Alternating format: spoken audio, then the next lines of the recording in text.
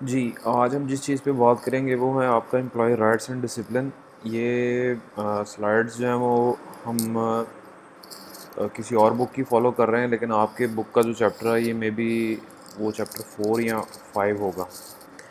तो इसमें जो चीज़ आज हम डिस्कस करेंगे उसमें हम एम्प्लॉयज़ के राइट्स की बात करेंगे और उनके डिसिप्लिन की बात करेंगे।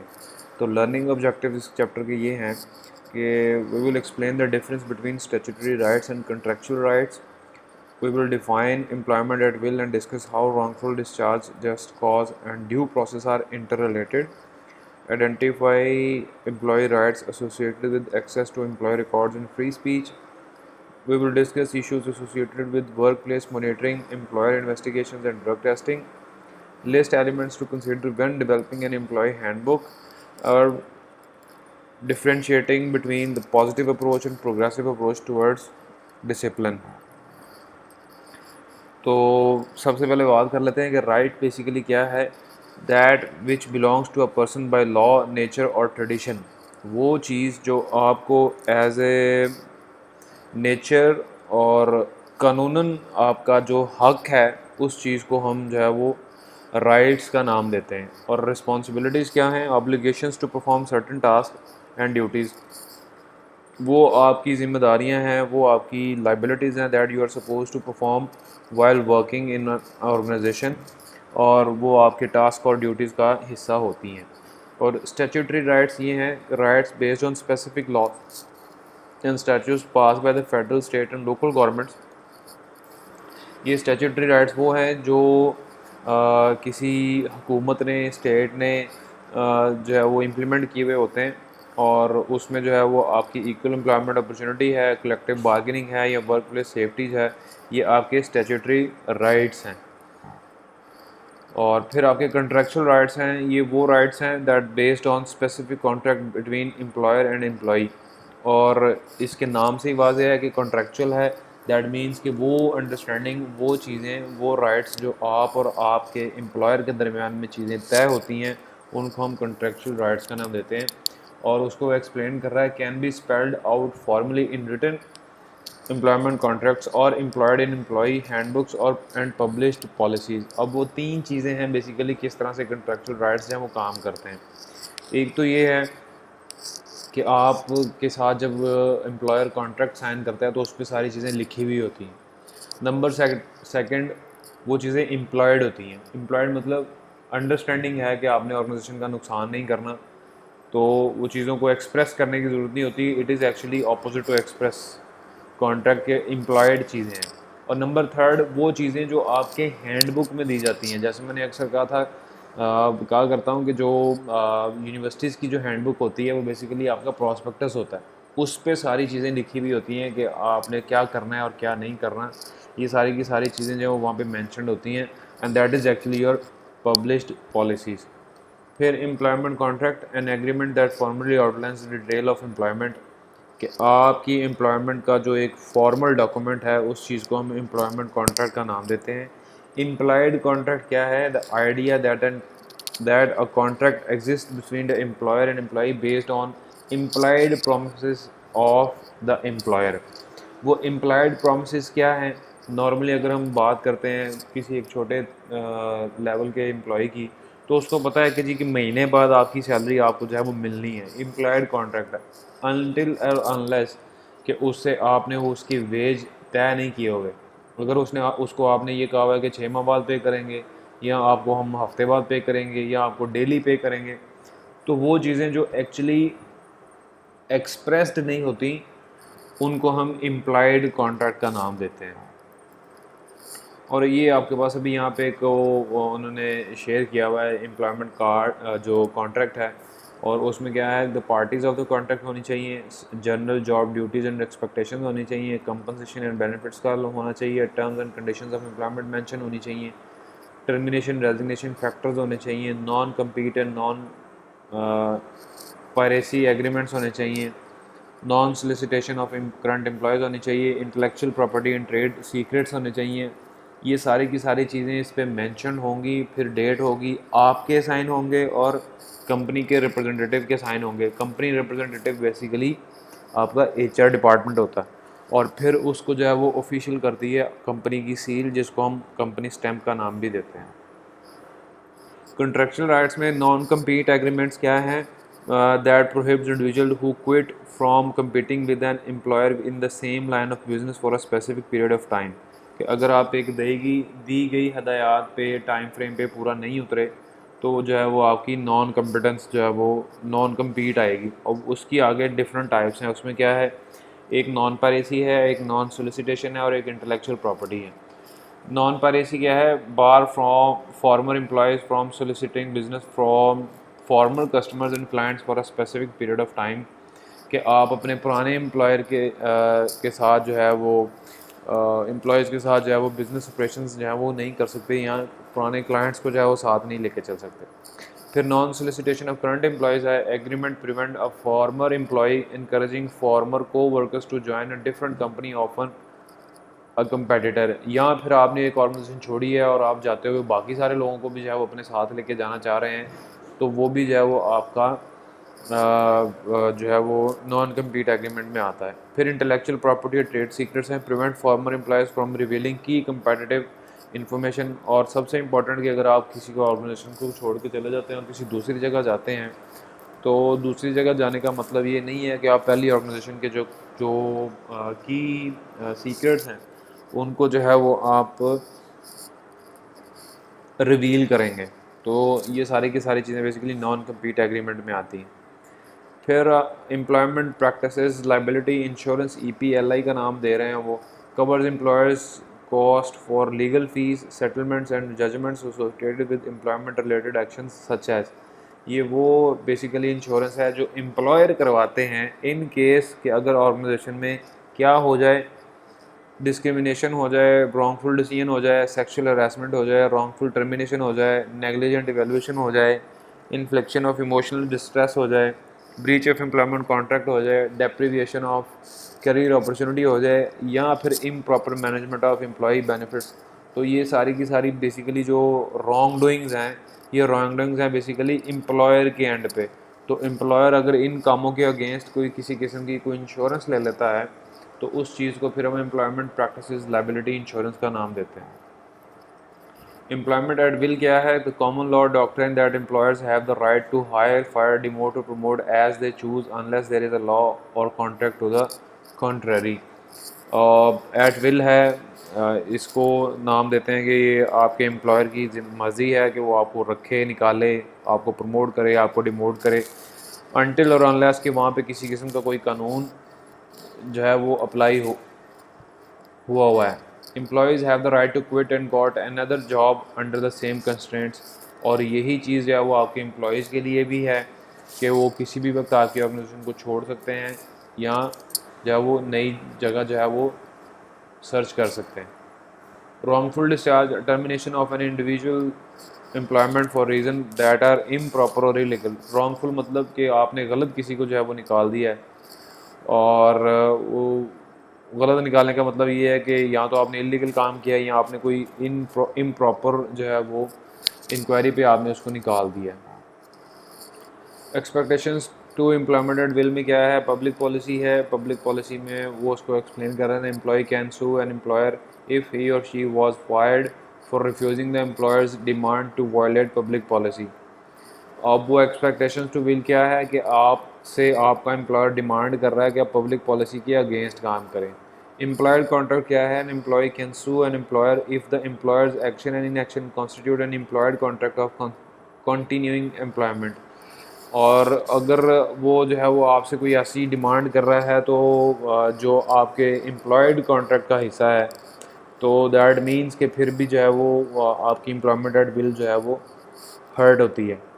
A good faith and fair dealing, if the employer's unruly behavior breaks a covenant of good faith with employee, then that employee can sue the employer। और good faith and fair dealing के point of view से भी ये है कि एक गलत approach उसने यूज़ की है, गलत बिहेवियर यूज़ किया है, जिसकी वजह से अगर कोई प्रॉब्लम आ गया है, कोई फेथ पे जो है वो आपके क्वेश्चन आ गया है, तो तब भी जो है वो आप अपने एम्प्लॉयर को जो है वो सू कर सकते हैं। अब इसमें keys for preparing defence against wrongful discharge the paper trail, अब वो एक एग्जांपल यहाँ पे उन्होंने दी है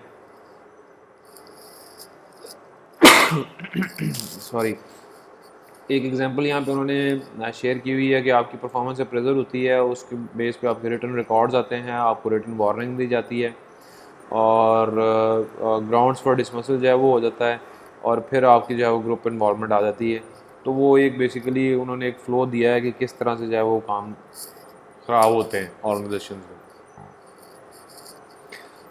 फिर वो एक कंस्ट्रक्टिव डिस्चार्ज है, an employer deliberately makes working conditions intolerable for an employee in an attempt to get that employee to resign और क्विट, कि आप उसकी जॉब को और उसके से रिलेटेड चीज़ों को इतना टफ और इतना मुश्किल कर देते हैं कि वो ख़ुद ही छोड़ के चला जाता है। तो इस चीज़ को हम कंस्ट्रक्टिव डिस्चार्ज का नाम देते हैं। और जस्ट कॉज क्या है कि reasonable justification for taking an employment related action. और जस्ट कॉज का मतलब ये है कि आपके पास एक मुसद्दक़ का जो है वो सबूत आ गया है, जस्टिफिकेशन आ गया है, जिसकी बेस पे आप उसको निकाल देते हैं। तो ये सारी की सारी आपकी जो है वो एम्प्लॉयमेंट एट विल की हैं।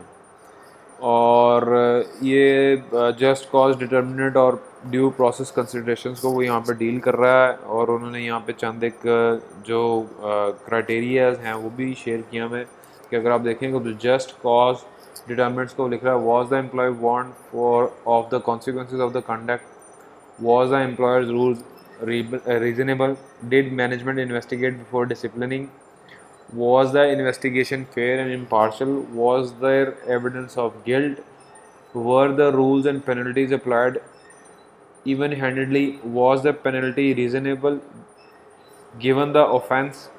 अब इसके अगेंस्ट प्रोसेस क्या है, how have precedents have been handled, is a complaint process available, was the complaint process used, was retaliation used against the employee, was the decision based on facts, were the action processes viewed as fair by outside entities। तो ये वो basically आपको बता रहे हैं कि जो cause के डिटर्मिनेंट्स हैं और जो प्रोसेस के जो कंसिडरेशंस हैं उनका जो है वो बैलेंस होना बहुत ज़्यादा ज़रूरी है। अदरवाइज़ जो है वो आपकी एम्प्लॉयमेंट एट विल जो है वो डिस्टर्ब होती है। ड्यू प्रोसेस क्या है, the means used for individuals to explain and defend their actions against charges और डिसिप्लिन, कि आपने किसी को एक इनफ टाइम देना है और ताकि वो अपने अगेंस्ट चार्जेस को जो है वो एक्सप्लेन कर सके। उस चीज़ को हम ड्यू प्रोसेस का नाम देते हैं। Distributive justice, perceived fairness in the distribution of outcomes हैं। Procedural justice, perceived fairness of the process use to make decisions about the employees. तो इनके सिंपल डेफिनेशंस हैं, आप इनको डेफिनेशंस को पढ़ लीजिएगा। फिर आपके पास आता है यहाँ पे ऑल्टरनेटिव डिस्प्यूट रेजोल्यूशन, ADR जिसको बोलते हैं।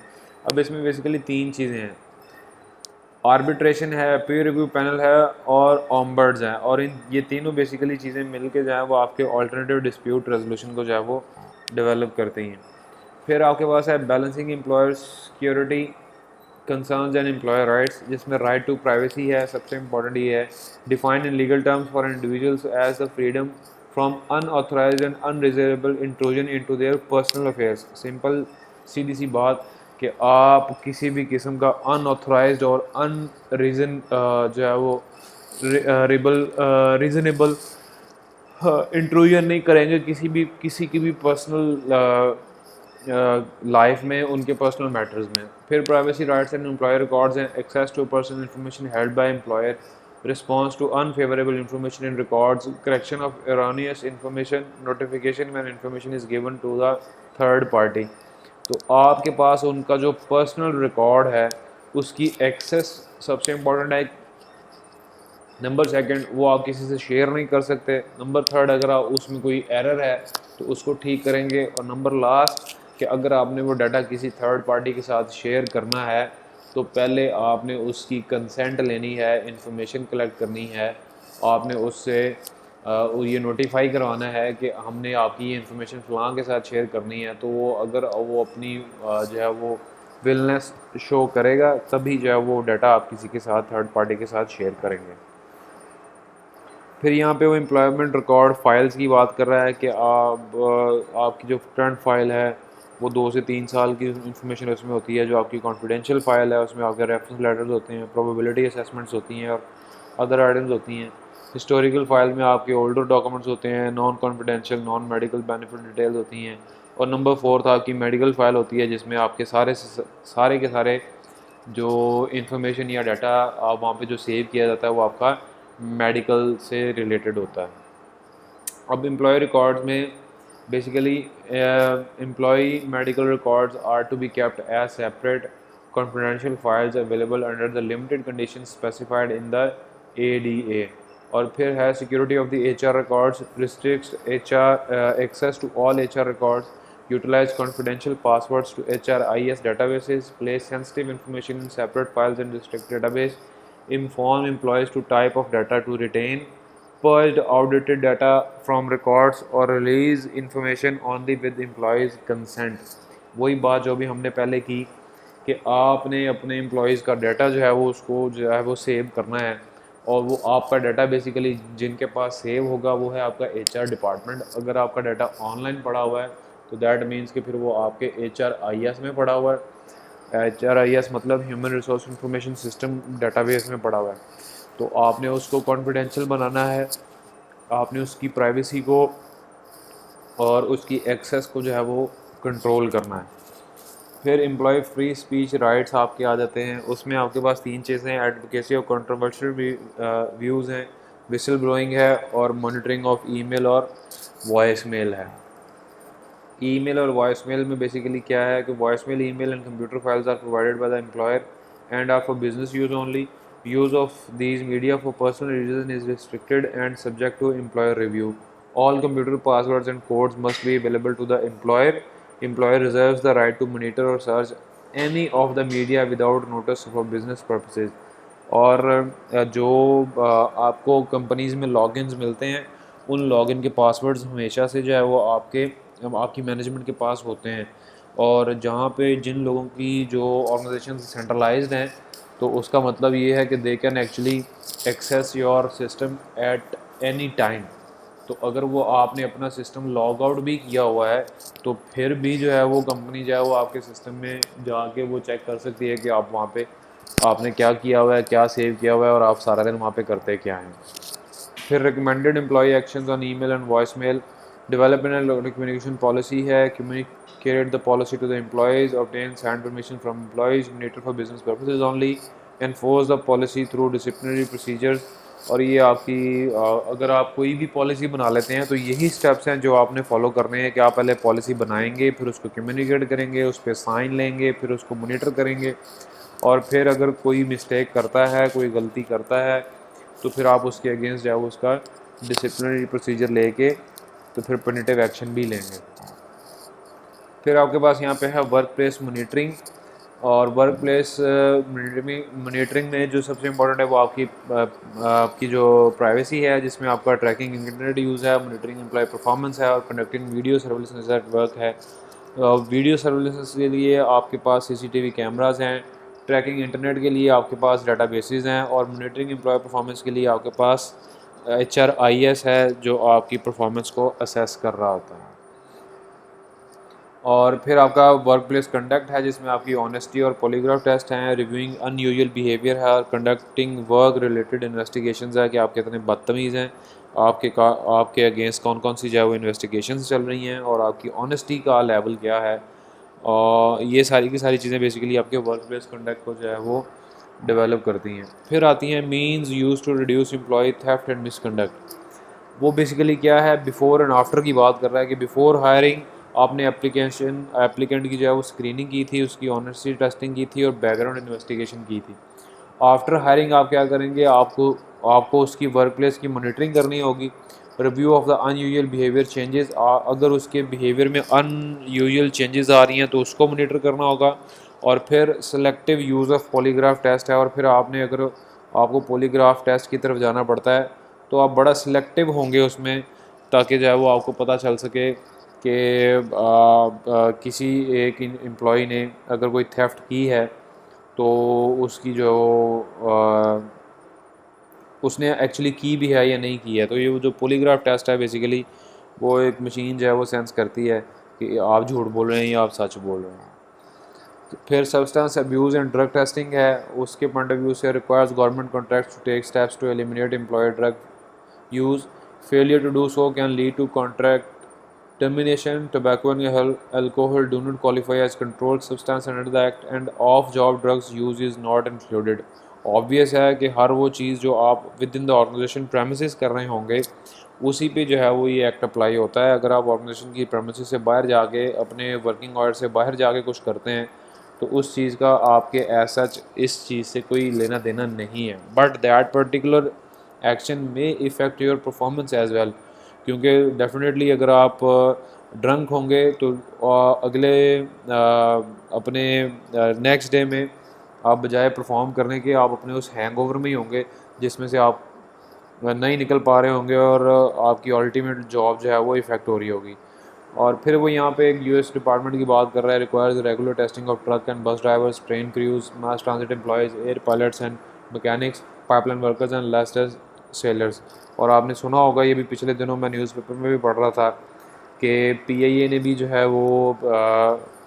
वो एक टेस्टिंग जो है वो शुरू कर दी है कि हर पायलट को जो है वो बिफ़ोर फ़्लाइट वो टेस्ट करते हैं कि इधर वो अल्कोहलिक है या नहीं है। तो वो बेसिकली चेक करना चाहते हैं सो दैट के खुदा न खास्ता कोई नया हादसा ना पेश आ जाए।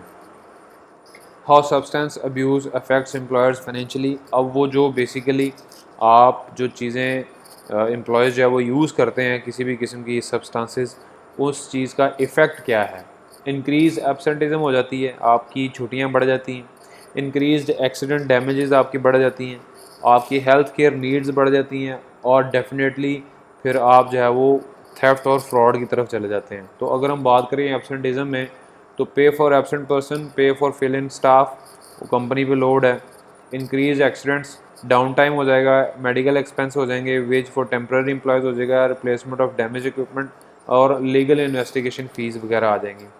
हेल्थ केयर में आपकी इंक्रीज इंश्योरेंस कॉस्ट हो जाएगी, एम्प्लॉय टाइम लॉस्ट हो जाएगा, और सबसे बड़ी बात यह है कि आपकी एडमिनिस्ट्रेटिव कॉस्ट बढ़ जाती है। थेफ्ट में आपके अनप्रोडक्टिव आवर्स आ जाते हैं, रिप्लेसमेंट ऑफ स्टोलन आइटम्स आ जाती हैं, fee of hiring, security services आ जाती हैं, और legal fees and investigation cost आ जाती है। तो this is how your substance यूजेज कैन अब्यूज़ एम्प्लॉयर फाइनेंशियली। तो ये काम नहीं करना है आप। फिर drug testing and employer rights क्या हैं कि आपने अगर ड्रग टेस्ट करना है तो random testing of all employees at product intervals, testing only in cases of probable cause, testing after accidents, और व्हेन टू टेस्ट वो कंडीशनल है, job consequences outweigh privacy concerns, accurate test procedures are available, written consent of the employee is obtained, results are treated confidentially, employee has drug program including NEAP। तो वो जो basically आपकी जो अगर आपने इस तरह के कोई टेस्ट करने भी हैं तो वो उनके रिज़ल्ट्स कॉन्फिडेंशियल होने चाहिए। ऐसा नहीं होना चाहिए कि अगर आपने किसी का रिज़ल्ट किया है और खुदा न खासा उसका रिज़ल्ट पॉजिटिव आ जाता है तो आप उसको नोटिस बोर्ड पे नहीं लगाएंगे, बस आप कॉन्फिडेंशियली उसको बुलाएंगे, उसको इन्फॉर्म करेंगे, और जो भी आपने डिसीजन लेना होगा वो ले लेंगे। तो आपने इस तरह से उसकी इन्फॉर्मेशन को पब्लिक नहीं करना है। तो this is actually against the HR law. फिर पॉलिसीज़, प्रोसीजर एंड रूल्स हैं। Policies, general guidelines that focus organisational actions, why we do it. Procedures हैं, customary methods for handling activities, that is how we do it. और rules ये हैं, the specific guidelines that regulate and restrict the behaviour of individuals that limits on what we do. तो ये basically आपकी तीन जो policies, procedures और rules की जो डेफिनेशन है उसको उसने विद एग्जांपल जो है वो एक्सप्लेन किया यहाँ पे। Typical division of HR responsibilities, policies, procedure and rules की बात कर रहा है। HR यूनिट की क्या है, design formal mechanism for conducting HR policies, assists in development of organization-wide HR policies, procedure rules, provide information on application of HR policies, trains managers to administer policies। और इसके अगेंस्ट मैनेजर की क्या है कि help in developing HR policies, rules, review policies and rules with all employees, apply HR policies, procedure and rules, explain rules and policies to all employees, give feedback on effectiveness of policies and rules। तो basically अगर आप देखें तो ये simultaneously चलते हैं, ये एक दूसरे पे बेसिकली इंटरडिपेंडेंट है। बगैर मैनेजर के एचआर कुछ नहीं है और बगैर एचआर के मैनेजर कुछ नहीं है। तो इन दोनों को बेसिकली एक दूसरे पे इंटरडिपेंडेंट होना पड़ता है for effective application of policies, procedures and rules. फिर आपके पास यहाँ पे एम्प्लॉय हैंडबुक है, legal review of language, eliminate controversial phrases in wording, use disclaimers, disowning handbook as a contract, keep handbook content current.